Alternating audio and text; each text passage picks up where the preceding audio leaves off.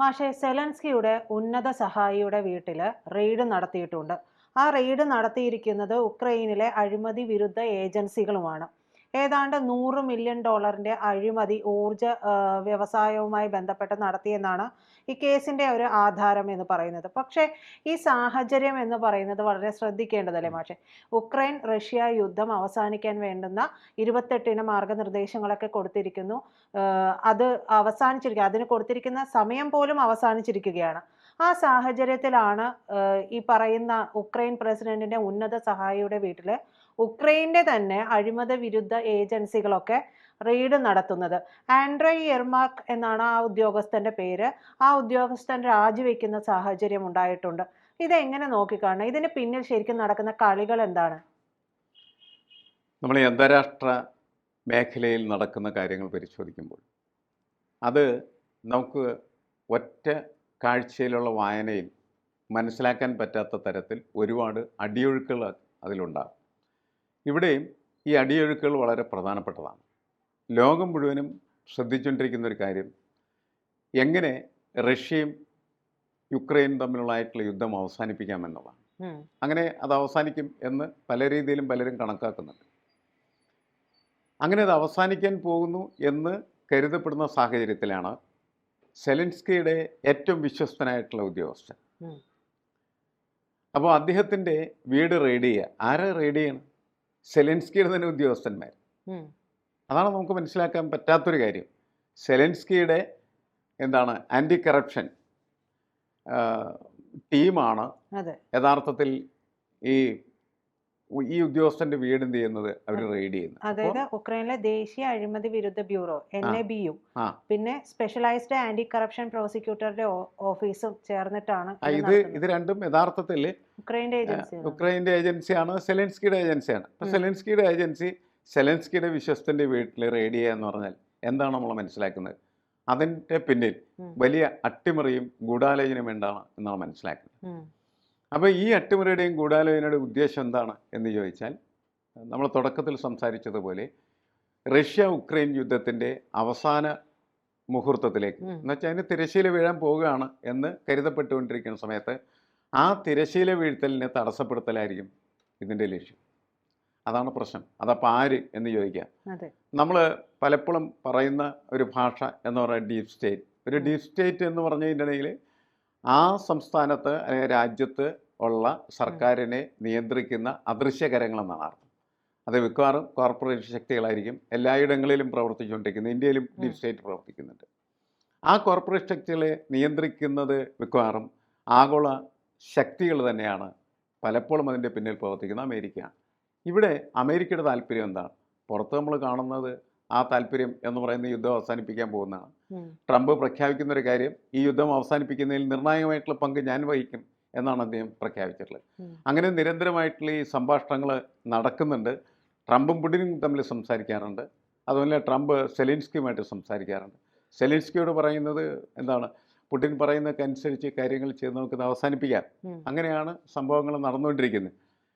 ഇതിനിടയിലാണ് ആ വളരെ ഒഴുക്കുള്ള സ്മൂത്തായ ഹാർമോണിയസ് ആയിട്ട് മുന്നോട്ട് പോയിക്കൊണ്ടിരിക്കുന്ന സംവിധാനത്തെ തടസ്സപ്പെടുത്താൻ വേണ്ടി അതിൻ്റെ പിന്നിൽ പ്രവർത്തിക്കുന്ന, അതിൻ്റെ ആത്മാവും ശരീരമൊക്കെ ആയിട്ട് പ്രവർത്തിച്ചുകൊണ്ടിരിക്കുന്ന സെലൻസ്കിയുടെ ഉദ്യോഗസ്ഥൻ അദ്ദേഹത്തെ എന്ത് ചെയ്യുന്നു? അദ്ദേഹത്തിൻ്റെ വീട് റെയ്ഡ് ചെയ്ത് അദ്ദേഹത്തെ വലിയ രാഷ്ട്രീയ സമ്മർദ്ദത്തിലേക്ക് കൊണ്ടുപോകുന്നു എന്നുള്ളതാണ് പ്രശ്നം. ഇത് ശരിയാണോ എന്നാണ് നമ്മൾ ചോദിക്കുന്ന ഒരു കാര്യം. അതാണ് ഇതെന്തുകൊണ്ടാണ് ഇങ്ങനെ സംഭവിക്കുന്നത്? അല്ലെങ്കിൽ സുഗമമായിട്ട് ഈ പ്രവർത്തനത്തിൽ നടക്കുന്ന ഈ അട്ടിമറി എന്ന് പറയുന്നത് ശരിയല്ല എന്ന് നമുക്ക് വളരെ കൃത്യമായിട്ട് അറിയാം. യുദ്ധം തീർക്കാനായിട്ട് ഉദ്ദേശമില്ലാത്തതായിട്ടുള്ള ഒരു ശക്തി ഇതിൻ്റെ പിന്നിൽ യഥാർത്ഥത്തിൽ പ്രവർത്തിക്കുന്നുണ്ട്. അവരുടെ ബോധപൂർവമായിട്ടുള്ള ഇടപെടലിൻ്റെ ഫലമായിട്ടാണ് ഈ അട്ടിമറി ഇപ്പോൾ ഉണ്ടാകുക. മാത്രമല്ല, ഇവിടെ രാഷ്ട്രീയ സമ്മർദ്ദം ശക്തിപ്പെടുത്തുകയാണ്. പൊളിറ്റിക്കൽ പ്രഷറൈസേഷൻ ഉണ്ട്. അതെന്താണ് എന്ന് നമുക്ക് തിരിച്ചറിഞ്ഞാൽ മാത്രമേ ഇത് നമുക്ക് എന്ത് ചെയ്യാൻ പറ്റുള്ളൂ, വായിച്ചെടുക്കാനായിട്ട് പറ്റും. ഡീപ് സ്റ്റേറ്റ് അല്ല എന്നാണ് മാഷ് പറയുന്നത്. ഇപ്പോൾ അമേരിക്കയും കാര്യമായിട്ട് ഈ യുദ്ധം അവസാനിപ്പിക്കാൻ വേണ്ടി, അമേരിക്കയ്ക്ക് ഈ സമാധാനത്തിന്റെ വെള്ളരിപ്രാവാണല്ലോ, അപ്പോൾ അതിന് വേണ്ടിയിട്ട് പ്രവർത്തിച്ചുകൊണ്ടിരിക്കുന്ന ഒരു സാഹചര്യം. സാധാരണ യുദ്ധക്കൊതിയന്മാർ എന്ന് പറയുന്നത് അമേരിക്കയെ ആയിട്ടാണ് നമ്മൾ പറയാറുള്ളത്. അങ്ങനെ അമേരിക്കയും അല്ലെങ്കിൽ പിന്നെ എന്താണ്? പിന്നെ ഉക്രൈൻ്റെ ഏജൻസികൾ തന്നെ സെലൻസ്കിയുടെ വീട്ടിൽ നടത്തണമെന്നുണ്ടെങ്കിൽ ഒരു കാര്യം ഒന്ന്, ഈ പറഞ്ഞ പോലെ അതിൽ വലിയ കാര്യങ്ങൾ ഉണ്ടാകില്ല എന്നുള്ളത് മനസ്സിലാക്കാം. മറ്റൊന്ന്, ഈ ഏജൻസികളെയും മറ്റാരെങ്കിലും വിലക്കെടുത്തിട്ടുണ്ട് എന്ന് നമുക്ക് ചിന്തിച്ചു അല്ല, പോകാം. അങ്ങനെ ആവണമെന്നില്ല. ഇതൊരു ഡ്രാമയാവാനുള്ള സാധ്യത വളരെ കൂടുതലാണ്. ഉം. പുറത്ത് ലോകത്തെ നമ്മളെ പോലും ഇത് ചർച്ച ചെയ്യുന്നതിൻ്റെ കാരണം ഇത് ഡ്രാമയാണ് എന്നുള്ളതിൻ്റെ പേരിൽ യാഥാർത്ഥ്യമില്ല ഇതിനകത്ത്. സെലൻസ്കിയും അതേപോലെ തന്നെ അദ്ദേഹത്തിൻ്റെ സംഘങ്ങളും തന്നെ ഓപ്പറേറ്റ് ചെയ്യുന്നതായിട്ടുള്ള ഒരു ഒരു ഷോ ആയിട്ട് നമുക്കിതിനെ കണക്കാക്കേണ്ടതായിട്ട് വരും. ഉം. അപ്പോൾ ഇപ്പോൾ ശ്രദ്ധകൾ മുഴുവനും എന്തിലേക്ക് വന്നിരിക്കുകയാണ്? ഈ വിഷയത്തിലേക്ക് എത്തിക്കഴിഞ്ഞിരിക്കുകയാണ് ചെയ്യുന്നത്. യുദ്ധം തീർക്കുക എന്ന് പറയുന്നതിനേക്കാൾ ഉപരിയായിട്ട് ഉം. ഇതിൻ്റെ അകത്ത് നടക്കുന്നതായിട്ടുള്ള പൊളിറ്റിക്കൽ ഇൻഫൈറ്റിലേക്ക് വാർത്തകൾ വരുത്തുന്ന ഇത്തരത്തിൽ കാര്യങ്ങൾ പോയി. ഉം. അത് ബോധപൂർവം തന്നെ സെലൻസ്കിയുമായി ബന്ധപ്പെട്ട കേന്ദ്രങ്ങൾ ഓപ്പറേറ്റ് ചെയ്യുന്നതായിട്ടാണ് എനിക്ക് തോന്നുന്നത്. ഉം. അതുകൊണ്ട് യുദ്ധം കുറച്ചും കൂടി നീണ്ടുപോകും എന്നാണ് നമ്മൾ കരുതേണ്ടത്. കാരണം ഇനിയും ചിലപ്പോൾ യുദ്ധം തീർക്കുന്നതിന് വേണ്ടിയിട്ട് ഉണ്ടാക്കിയിരിക്കുന്നതായിട്ടുള്ള ഉടമ്പടികൾ സെലൻസ്കിക്കും കൂട്ടുകാർക്കും അസംതൃപ്തിയുള്ള പലതും ഉണ്ടാകാം. ഉം. അതുകൂടി വീണ്ടും ചർച്ചയ്ക്ക് വെക്കുന്നതിന് വേണ്ടിയിട്ടുള്ള സാവകാശം ഉം. സൃഷ്ടിക്കാൻ വേണ്ടിയിട്ടായിരിക്കണം ഇത്തരത്തിലുള്ള ഡ്രാമ വന്നത് എന്നാണ് നമ്മൾ കണക്കാക്കേണ്ടത്.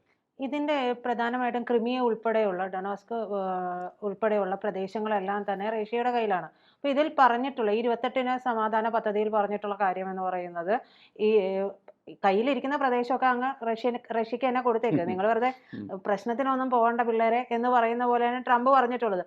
മാത്രമല്ല ഇതിന്റെ ഉള്ളിൽ ഈ സൈനികരെ പകുതിയാക്കണമെന്ന് പറയുന്നുണ്ട്. അപ്പോൾ ഏതാണ്ട് 12 ലക്ഷം സൈനികരുള്ളത് 6 ലക്ഷത്തോളമായിട്ട് ചുരുക്കും.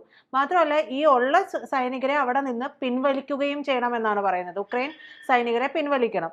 അങ്ങനെ ഒരു സമാധാന ഉടമ്പടിയിലേക്ക് ഉക്രൈനെ പോവുകയാണ് എന്നുണ്ടെങ്കിൽ അവിടെ പിന്നീട് എന്ത് സംഭവിക്കുമെന്നുള്ള ഒരു ഭയം സ്വാഭാവികമായിട്ട് സെലൻസ്കിക്ക് ഉണ്ടാകാൻ സാധ്യതയുണ്ട്. കാരണം ചേർന്ന് നിൽക്കുന്നത് റഷ്യയും അമേരിക്കയുമാണ്.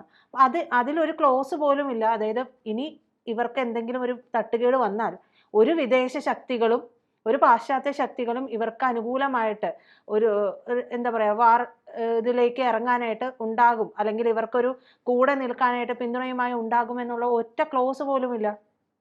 ഇതിൻ്റെ പ്രശ്നം എന്താണെന്ന് വെച്ചാൽ സെലൻസ്കി യഥാർത്ഥത്തിൽ ചതിക്കപ്പെടുന്നു എന്നാണ് നമുക്ക് തോന്നുന്നത്. കാരണം യുദ്ധം തുടങ്ങുന്നതിനും അത് മുന്നോട്ട് കൊണ്ടുപോകുന്നതിനും എല്ലാ സഹായവും നൽകിയിരുന്നത് ട്രംപും അതേപോലെ തന്നെ പാശ്ചാത്യ ശക്തികളുമാണ്. ഇപ്പോൾ യുദ്ധം അവസാനിപ്പിക്കുന്നതിന് വേണ്ടിയിട്ട് റഷ്യക്ക് നേരെ ഉപരോധങ്ങൾ ഏർപ്പെടുത്തുകയും റഷ്യയെ സമ്മർദ്ദത്തിലാക്കാൻ ശ്രമിച്ചുകൊണ്ടിരിക്കുകയും ചെയ്യുന്നതും അമേരിക്കയും അതേപോലെ പാശ്ചാത്യ രാഷ്ട്രങ്ങളുമാണ്. നമ്മൾ റഷ്യയിൽ നിന്ന് ക്രൂഡ് ഓയിൽ വാങ്ങിക്കുന്ന സമയത്ത് നിങ്ങളത് വാങ്ങരുത് എന്ന് പറഞ്ഞ് ഇന്ത്യയെ ഉപരോധത്തിലാക്കാനായിട്ട് ശ്രമിക്കുന്നതും അമേരിക്കയും അതുപോലെ തന്നെ പാശ്ചാത്യ ശക്തികളൊക്കെയാണ്. അപ്പോൾ സ്വാഭാവികമായിട്ട് ഈ യുദ്ധത്തിൽ വളരെ നിർണായകമായിട്ടുള്ള ഇടപെടൽ നടത്തുന്നത് ട്രംപും അതേപോലെ തന്നെ പാശ്ചാത്യ ശക്തികളും തന്നെയാണല്ലോ. അപ്പോൾ സെലൻസ്കി ഇവരെ വിശ്വസിച്ചിട്ടാണ് എന്ത് ചെയ്യുന്നത്, ഈ യുദ്ധത്തിന് പോകുന്നത്. അങ്ങനെ വിശ്വസിച്ച് പോയ സെലൻസ്കിക്ക് ഇപ്പോൾ മനസ്സിലായ ഒരു കാര്യം എന്ന് വെച്ചാൽ താൻ നിൽക്കുന്നത് രണ്ട് വലിയ ശക്തികൾക്കിടയിലാണ്. ഒന്ന് റഷ്യക്കും മറ്റൊന്ന് അമേരിക്കയ്ക്കും. ഇവർ രണ്ടുപേരും കൂടി പരസ്പരം കൈകോർത്ത് തന്നെ ഞെരുക്കുകയും ഞെക്കുകയും കൊല്ലുകയും ചെയ്യുന്നു എന്ന തോന്നൽ അദ്ദേഹത്തിനുണ്ട്. അദ്ദേഹം വളരെ നിസ്സഹായാവസ്ഥയിലാണ്. അന്താരാഷ്ട്ര വേദികളിലൊക്കെ ഈ കാര്യങ്ങൾ അദ്ദേഹം വളരെ വ്യക്തമായിട്ട് വിളിച്ചു പറയുന്നുണ്ട്. ഞങ്ങൾ നിസ്സഹായരാണ്, ഞങ്ങളെ സഹായിക്കാൻ ആരുമില്ല. അമേരിക്ക ഇതുവരെ തുടർന്നിരുന്നതായിട്ടുള്ള സമീപനങ്ങളിൽ നിന്ന് പിന്നോട്ട് പോയിരിക്കുന്നു. അതിൻ്റെ ഒരു അടിസ്ഥാനത്തിലാണല്ലോ ഇപ്പോൾ റഷ്യ കൈയടക്കിയ പ്രദേശങ്ങളെല്ലാം റഷ്യയുടെ കയ്യിൽ തന്നെ ഇരിക്കട്ടെ. എന്ത് സമാധാനമാണ്? നാറ്റോയിൽ ചേരുകയും വേണ്ട എന്ന് പറഞ്ഞിട്ടുണ്ട്. നാറ്റോയിൽ ചേരാൻ ഈ യുദ്ധത്തിന്റെ തുടക്കം എന്താണ്? റഷ്യ പറഞ്ഞ എന്താണെന്ന് വെച്ചിട്ടുണ്ടെങ്കിൽ യുക്രൈനെ നാറ്റോയിൽ ചേർക്കാൻ പാടില്ല. ആ ഒറ്റ കണ്ടീഷൻ അവർക്കുണ്ടായിരുന്നു. കാരണം അത് അവരുടെ സൈനിക സുരക്ഷിതത്വത്തിൻ്റെ ഒരു പ്രശ്നമാണ്. കാരണം അവിടേക്ക് യുക്രൈൻ പോയി കഴിഞ്ഞിട്ടുണ്ടെങ്കിൽ റഷ്യയുടെ തൊട്ടടുത്ത് തന്നെ ശത്രു രാഷ്ട്രങ്ങൾക്ക് വലിയ ബേസുകൾ, പട്ടാള ബേസുകൾ നിർമ്മിക്കാനായിട്ടുള്ള സ്പേസ് കിട്ടും. അങ്ങനെ റഷ്യയുടെ ഒരു ഇതുവരെ ഉണ്ടായിരുന്നതായിട്ടുള്ള സുരക്ഷിതത്വം, ഒരു നാച്ചുറൽ സെക്യൂരിറ്റി പോലത്തെ ഒരു സിറ്റുവേഷൻ അവർക്കുണ്ടായിരുന്നു. ആരും കാര്യമായിട്ട് ആക്രമിക്കാനായിട്ട് വരാൻ പറ്റാത്ത തരത്തിൽ അവരുടെ ഭൂപ്രകൃതിയും അതുപോലെ അതിർത്തിയും ചുറ്റുപാടുകളൊക്കെ കിടന്നിരുന്നു. ഇത് മനസ്സിലാക്കിയിട്ടാണ് റഷ്യയുടെ ഭാഗമായിരുന്നു ഉക്രൈൻ. വേറിട്ടുന്ന സമയത്ത് പാശ്ചാത്യ ശക്തികളും നാറ്റോയും അതേപോലെ അമേരിക്കയൊക്കെ അവരെ പിടികൂടുകയും എന്നിട്ട് റഷ്യയിലേക്ക് എളുപ്പത്തിൽ നുഴഞ്ഞു കയറാനും ആക്രമിക്കാനും പറ്റുന്ന ഒരു താവളം അതായിട്ട് യുക്രൈൻ മാറ്റി തീർക്കാൻ കഴിയും എന്ന് കരുതിയിട്ട് നാറ്റോയിൽ അവരെ അംഗങ്ങളാക്കാനായിട്ട് ശ്രമിക്കുകയും അപ്പോഴാണ് റഷ്യ പറഞ്ഞത്, അരുത്, നിങ്ങൾ അതിൽ അംഗമാകാൻ പാടില്ല, ബാക്കി എന്ത് വേണമെങ്കിലും ചെയ്തോളാൻ പറഞ്ഞു. എന്നിട്ട് യുദ്ധം ആരംഭിച്ച് ഇപ്പോൾ അവസാനം എന്തിലെത്തിച്ചേർന്നോ, റഷ്യ എന്താണോ ആവശ്യപ്പെട്ടത് അതിലേക്ക് എത്തിച്ചേർന്നു. നാറ്റോയിൽ ചേരാൻ പാടില്ല എന്നുള്ളത് ഇയാൾ അംഗീകരിക്കേണ്ടിയിരിക്കുന്നു സെലൻസ്കി.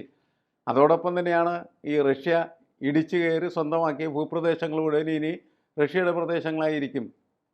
ഇതെന്ത് സമാധാന സന്ധിയാണ്, നമുക്ക് മനസ്സിലാക്കാൻ പറ്റാത്തൊരു കാര്യമാണ്. ഇതൊരു അധിനിവേശ സന്ധി പോലെയാണ് എനിക്ക് തോന്നുന്നത്. അധിനിവേശം നടത്തി ആ അധിനിവേശത്തിന് അംഗീകാരം കൊടുക്കാൻ വേണ്ടിയിട്ട് ട്രംപും പാശ്ചാത്യ ശക്തികളും എന്ത് ചെയ്യുന്നു, സെലൻസ്കിയെ നിർബന്ധിച്ചുകൊണ്ടിരിക്കുന്നു.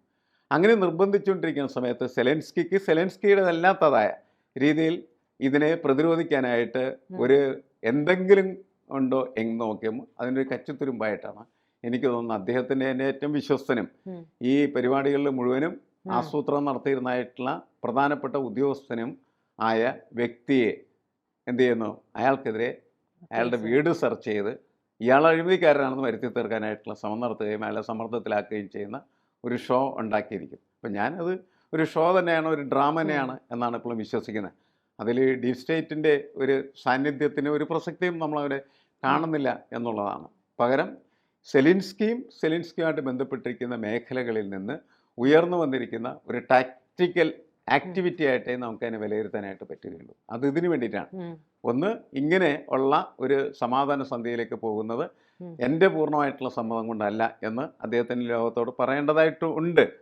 സമാധാന ലോകം ആഗ്രഹിക്കുന്നുണ്ടെങ്കിൽ ആ സമാധാനം ആയിക്കൊള്ളട്ടെ, പക്ഷേ അത് ഞാനാണ് ആ സന്ധി ഉണ്ടാക്കുന്നതെന്ന് നിങ്ങൾ എന്നെ എന്ത് ചെയ്യാൻ പാടില്ല, കുറ്റപ്പെടുത്താൻ പാടില്ല. എന്ന് വെച്ചാൽ ചരിത്രം എന്നെ കുറ്റപ്പെടുത്തരുത് അല്ലെങ്കിൽ കുറ്റപ്പെടുത്തില്ല എന്ന് ഉറപ്പുവരുത്തുകയാണ് ചെയ്യുന്നത്. പണ്ട് ഫിദൽ കാസ്ട്രോ പറഞ്ഞ വാചകമാണ്, മനസ്സിലായി, ചരിത്രം എന്നെ കുറ്റപ്പെടുത്തില്ല.